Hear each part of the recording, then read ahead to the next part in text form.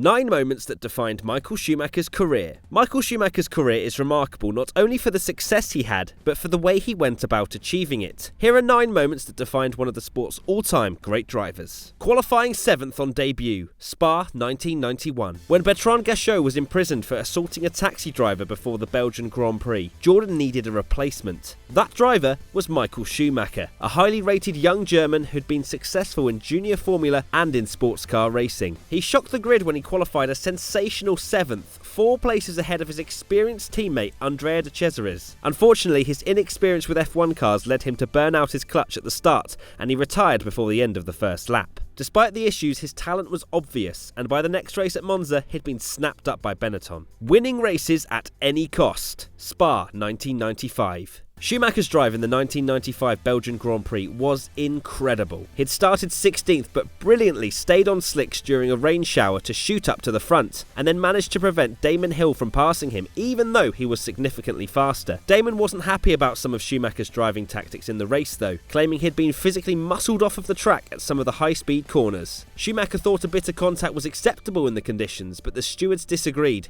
and gave him a 1-race suspended ban for overly aggressive driving. Dominant in the rain. Barcelona 1996. Michael was the undisputed #1 driver in his teams for pretty much his whole career. That meant he had some advantages other drivers didn't necessarily have, like at the 1996 Spanish Grand Prix when he spent most of the warm-up trying both his race car and the spare car to see which one he liked the most. He was also one of the few drivers on the grid to gamble on the race staying wet throughout, and he went for a full wet setup. But that in no way detracts from his performance. He got a bad start and slipped to 9th, but was so much quicker than everyone else, and by lap 12 he was in the lead. 12 laps later, his lead was 40 seconds, and despite running much of the race with an engine problem, he was able to win convincingly. It was one of the greatest wet weather performances of all time, and cemented his reputation as the Rainmaster. Winning titles at any cost. Jerez 1997. In 1994, Schumacher won his first championship after he collided with Damon Hill. It seemed innocuous enough, but what happened 3 years later would cast some doubt over it and put a shadow over his whole career. Having dragged his Ferrari into championship contention, he was leading the last race of the year when title rival Jacques Villeneuve launched his Williams down the inside. It was a clean move, but Schumacher, seeing the championship slip away, instinctively turned in and hit Villeneuve. Unfortunately for Michael, he bounced into the gravel while Villeneuve was able to carry on and become champion, winning the championship for Ferrari. Suzuka 2000. After years of coming close to winning the championship for Ferrari, everything finally came together in 2000, and at the penultimate round in Suzuka, Schumacher became the first driver to win a championship for Ferrari since Jody Scheckter in 1979. It was a memorable and emotional moment after years of hard work. It also kick-started 4 more years of near-total Ferrari domination, which was really fun to watch. Really important team orders. A1 ring 2002. The Ferrari F2002 was totally dominant. Schumacher had won 4 of the first 5 races and had a sizable lead in the championship. At the A1 ring, however, it was Barrichello who was on form, had qualified on pole and had led virtually the whole race with Schumacher in second. Then, coming out of the last corner on the last lap, Barrichello slowed and Michael went past to win, to the utter disdain of everyone watching. Michael then made a scene on the podium by pushing Rubens onto the top step and giving him the winner's trophy. Ferrari were fined, and for the following year,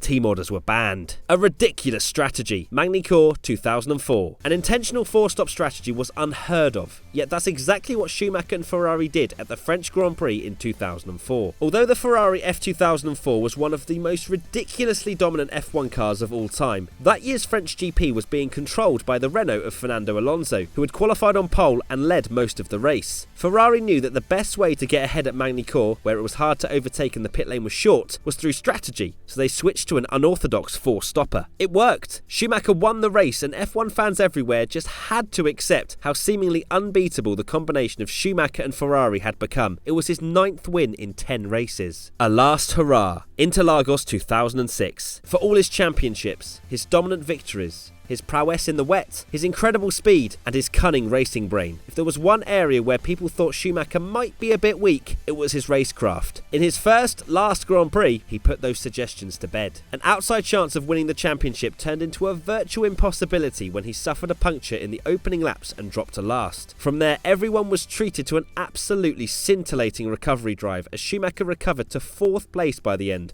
performing some brilliant overtakes along the way. It was a fitting end to the career of one of the greatest drivers of all time. He still got it. Monaco 2010. Of course, it wasn't quite the end, and Michael returned to F1 in 2010 for 3 seasons at Mercedes. There were fewer successes in his second career though, but there were still highlights, such as his pole lap at Monaco in 2012 or his podium at Valencia that same year, and lowlights, like when he forced Barrichello towards the pit wall at the Hungaroring in 2010. It was at Monaco in 2010, however, that we saw that although Michael was now old, he was still the old Michael. When he overtook Fernando Alonso under the safety car on the last lap of the race to take 6th, all the memories came flooding back. It was a brilliant bit of opportunism. The safety car rules had changed slightly for 2010, and Schumacher, and indeed most of the other teams, thought what he'd done was legal, but the stewards disagreed and he was penalised 20 seconds, dropping him out of the points. Are there any moments we missed from Michael Schumacher's career? Let us know in the comments section below.